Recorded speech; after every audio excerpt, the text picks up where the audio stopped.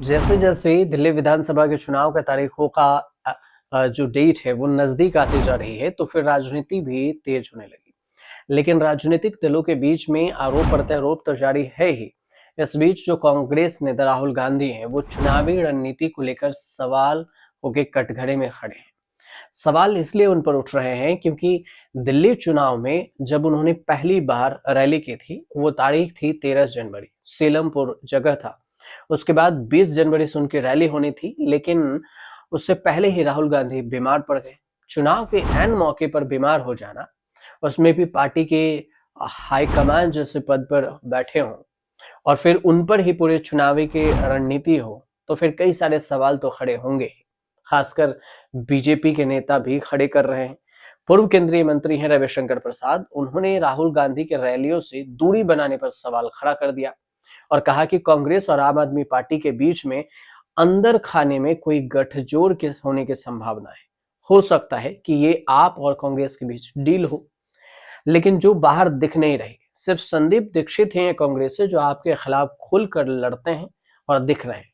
ये बीजेपी के रविशंकर प्रसाद का आरोप है अरविंद केजरीवाल और कांग्रेस पर। इसके बाद सवाल ये उठा कि आखिर क्या कांग्रेस अगर चुनाव में, दिल्ली के चुनाव में कमजोर पड़ती है तो इससे फायदा किसे होगा? कांग्रेस के कमजोर पड़ने से फायदा अरविंद केजरीवाल को है या फिर बीजेपी को?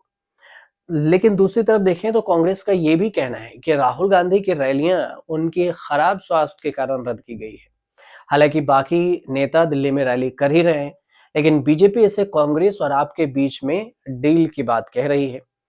तो फिर ये अगर मान लीजिए कि कांग्रेस कमजोर है तो फिर फायदा किसे होगा? तो सीधे तौर पर अगर देखा जाए तो ज्यादा फायदा आम आदमी पार्टी को है और उससे थोड़ा सा कम फायदा बीजेपी को होगा। बीजेपी को इसलिए, अब इस दोनों पार्टी को फायदा कैसे होगा इसे समझने के लिए आपको थोड़ा सा पीछे चलना पड़ेगा। ये बात दिल्ली में लंबे समय तक कांग्रेस का दबदबा हुआ करती थी एक समय में। वो समय था 2013 से पहले।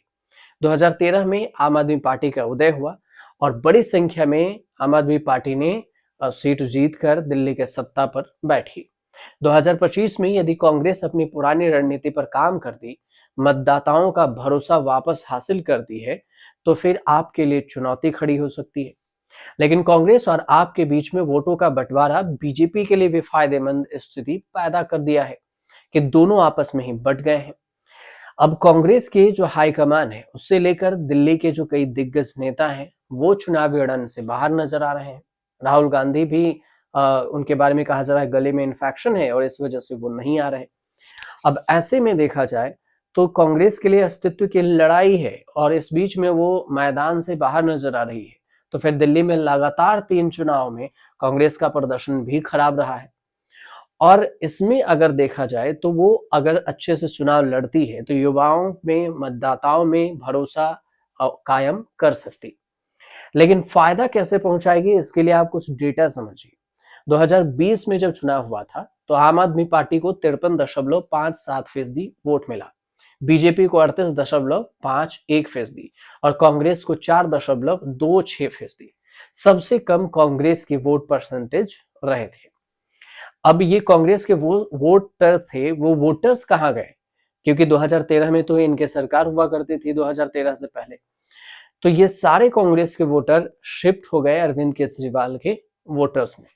अब 2008 की बात कर लेते हैं। 2008 में 40.91% वोट कांग्रेस को मिले, जो कांग्रेस को मिले। 2013 में यही देखें तो कांग्रेस को 11.40% वोट मिले थे। यानी कि इस चुनाव में कांग्रेस को 28.91% वोट का नुकसान हुआ।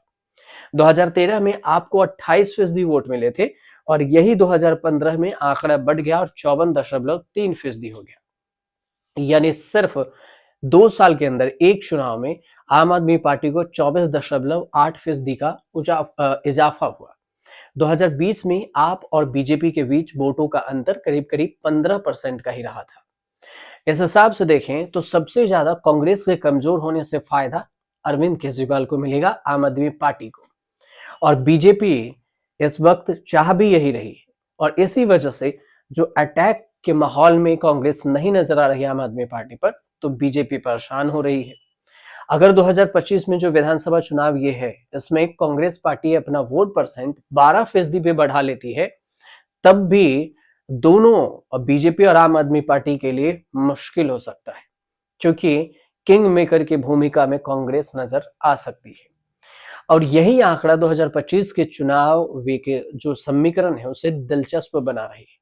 और इसी को लेकर कहा जा रहा है कि कांग्रेस यदि अपनी खोई हुई जमीन वापस पाने में सफल होती है, तो इससे बीजेपी को इनडायरेक्ट रूप से फायदा हो सकता है। लेकिन दिल्ली में एक वर्ग ऐसा भी है जो बीजेपी के खिलाफ वोट करता है, और यदि यह वर्ग आम आदमी पार्टी और कांग्रेस के बीच में बट गया, तब भी बीजेपी को फायदा होगा। लेकिन इतना आसान भी नहीं है कि इतने आसानी से वोटर्स भी बढ़ जाए। कांग्रेस की तरफ से कोई बड़े चेहरा भले ही मैदान में ना हो, लेकिन जो छोटे लेवल के भी नेता हैं राज्य स्तर के, वो उनका अटैकर जो है, बयानबाजी जो है, वो दोनों पार्टी आम आदमी पार्टी और बीजेपी पर खुलकर मैदान में नजर जरूर आ रहा।